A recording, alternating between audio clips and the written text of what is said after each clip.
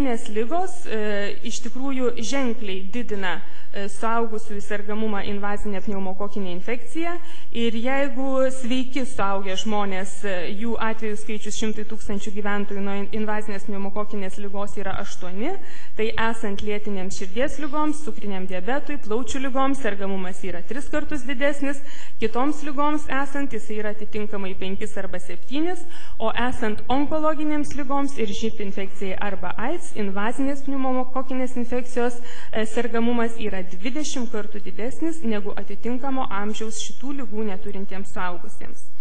Ar tai yra tik tai kažkokia specifika Jungtinių valstijų, ar tai yra ir kitose šalyse, lygiai ta pati tendencija yra Didžiojoje Britanijoje, kur jūs taip pat matote, kad gretutinės ligos didina invazinės pneumokokinės infekcijos riziką.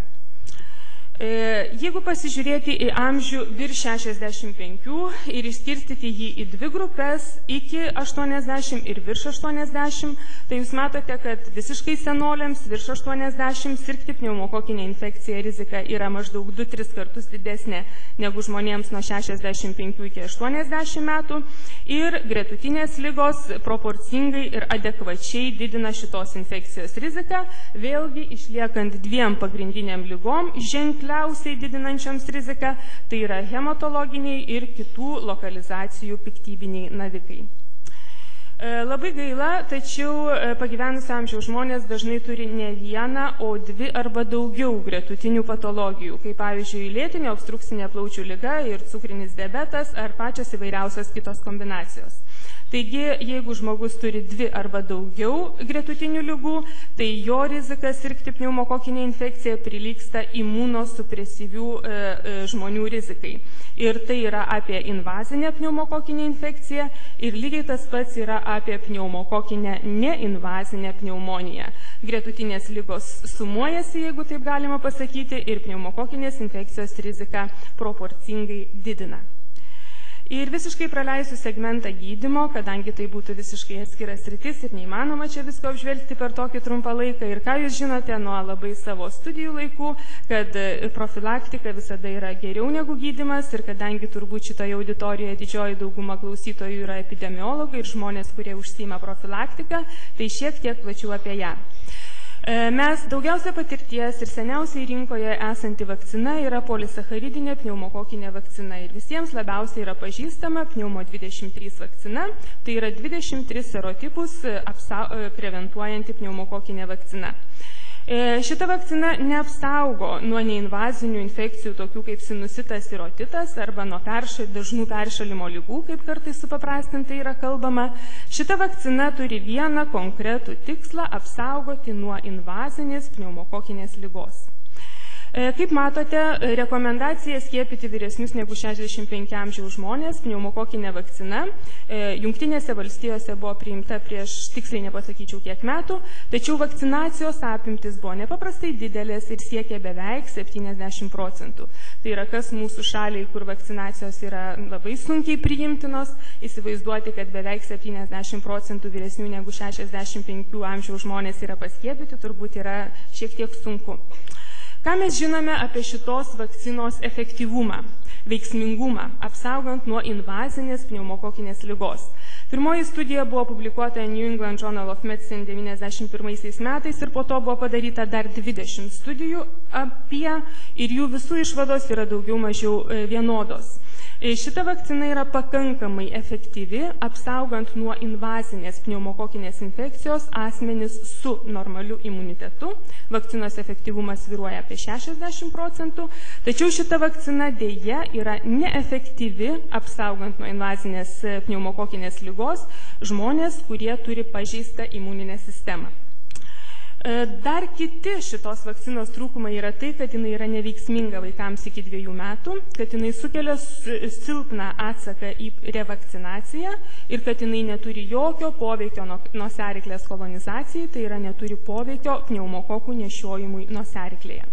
Ir vienas labai didelis privalumas, kurį verta išnaudoti ir kurio mes galbūt naudojame ir naudosimės, yra tai, kad tai yra daugiausia serotipų, 23 serotipus apimanti pneumokokinė vakcina. Naujas kokybiškai žingsnis šitos ligos prevencijoje atsirado tada, kai buvo sukurtos konjuguotos pneumokokinės vakcinos, tai yra polisacharidas kapsulės buvo konjuguotas su baltymų nešėjų. Nuo to pasikeitė tai, kad į imuninį atsaką į pneumokokinę vakciną buvo įjungti T limfocitai, kadangi baltyminis antigenas yra nuo T priklausomas antigenas, todėl šitos vakcinos veikimo mechanizme B limfocitai yra paskatinami vystytis ne tik į plazminės ląsteles, bet ir į atminties ląsteles. Ir jeigu žmogus turi atminties ląsteles, tai esant pakartotiniai antigeniniai stimulacijai, šitos ląstelės suveikia labai greitai ir imuninis atsakas yra labai greitas ir labai stiprus. Toks būtų pagrindinis šitos vakcinos skirtumas ir privalumas lyginant ją su polisacharidinė vakcina ir kaipgi pasikeičia šitos vakcinos veiksmingumas arba efektyvumas. Kaip jūs matote, didžiausias privalumas yra tai, kad jinai sukelia geresnį atsaką imunosupresyviems asmenims negu polisacharidinė vakcina. Ir antras privalumas, jinai apsaugo nuo nebakterieminės pneumonijos asmenis su normaliu imunitetu. Ir šita naujiena, kad konjuguota pneumokokinė vakcina gali apsaugoti nuo nebakterieminės pneumonijos, iš esmės yra šių metų naujiena, kadangi šių metų gegužės mėnesį buvo atliktas didžiulis kapita vadinamas tyrimas, tai yra randomizuotas kontroliuojamas tyrimas, kuris buvo pradėtas 2008 metais. Jis buvo atliktas Olandijoje, tai yra šalyje, kuri iki tol neturėjo rekomendacijos visus pagyvenusius žmonės vakcinuoti polisacharidinė vakcina. Kaip matote, jame dalyvavo įspūdingas, tai yra 85 000 žmonių skaičius, suaugusių vyresnių negu 65 metų amžiaus. Ir šita studija įrodė, kad konjuguotos vakcinos efektyvumas apsaugant nuo vakcininio tipo pneumokokinės pneumonijos yra 45%, tai yra toks vidutinis, tačiau patikimas. Lygiai taip pat su neinvazinė pneumonija, tuo tarpu nuo vakcininio tipo invazinės pneumokokinės ligos vakcinos efektyvumas yra 75%.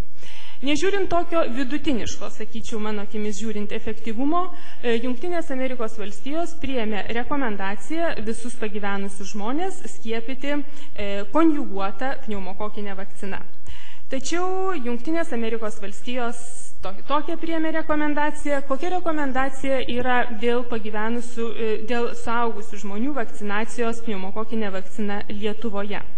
Tai kaip matote, 3 specialistų draugijų sutarimų praėjusiais metais Lietuvoje mūsų pozicija yra tokia, kad vyresni negu 18 metų imunosupresyvūs asmenys, jiems yra rekomenduojama skiepytis 1 dozę konjuguotos vakcinos.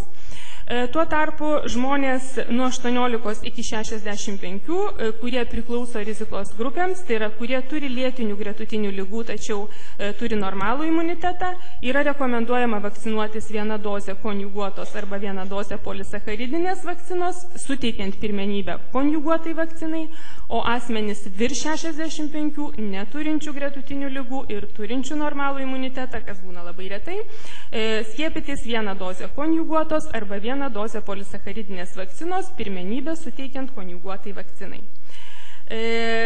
Ir kadangi mes tikrai čia toks istorinis laikotarpis ir nuo spalio 1 yra pradedama visuotinė kūdikių vakcinacija nuo pneumokokinės infekcijos Lietuvoje, tai kokią įtaką tai turėjo kitose šalyse, jūs matote, beveik nematote, tai man lieka tik papasakoti. Pradėjus vakcinuoti kūdikius, buvo pastebėta, kad sumažėjo pneumokokų nešiojimas suaugusių ir pagyvenusių žmonių grupėje.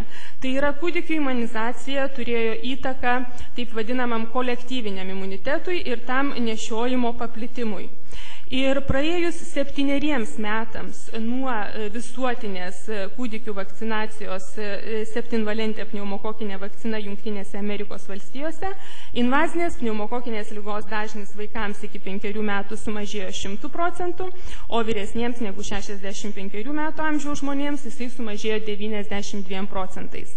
Taigi aš baigdama, nes mano laikas baigėsi, turiu tik tai pridurti daktarį iš tikrųjų ir jos pateiktai informacijai, kad mums lieka labai stipriai sustiprinti savo epidemiologinį stebėjimą, diagnostiką šitų pneumokokinių ligų ir įvairiausių jų formų, kad iš tikrųjų turėti gerus ir patikimus duomenis ir pasižiūrėti, kaip šita situacija keisis ateityje, pradėjus vakcinuoti kūdikius ir ko mums iš tikrųjų pagristai reikės ateičiai vėliau suaugusiems žmonėms.